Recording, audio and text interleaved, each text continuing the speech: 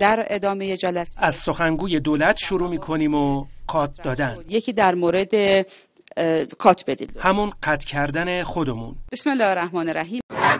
تو بقیه حالات الان کوتاهه، الان اوکیه. اوکی میشه، اوکیش میکنیم. این واژه فرنگی با زبان فارسی چیکار داره میکنه؟ کلن فاز بچهای این دور زمونه چیه؟ خیلی فاز خوبی داره، ببخشید. میمونه آدم واقعیتش. واقعیتش من خود علاقم فشن دیزاینه، ولی به هر حال گفتارشون به قول خودشون خیلی خفنه. خیلی خفن میتونه همین کامپیوتر باشه. سپاس. مرسی، خیلی ممنون. آهان بعدش رو نگفتیم. بعدش دیتیلینگ و اونور سمت ماشین دیگه. اگر به این سیستم ایشون هم معاون سازمان اورژانس کشوره. آلارم قرمز رنگی میاد، سختشه به جای آلارم هشدار بگه.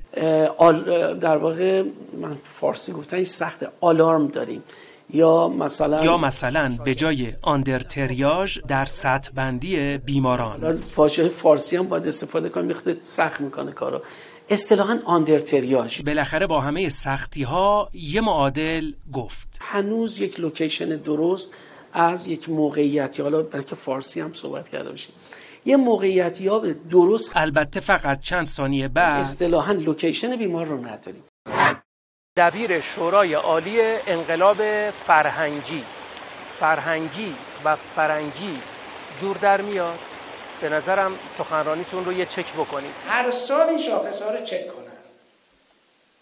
اولا دوم، سنسورهاتون رو به واژه فرنگی حساس کنید. یا سنسورهایی رو مثلا درست کنن. پارادایمتون رو هم الگوواره کنید. پارادایم‌های نوینی. امید جلوداریان، خبرگزاری صدا و سیما.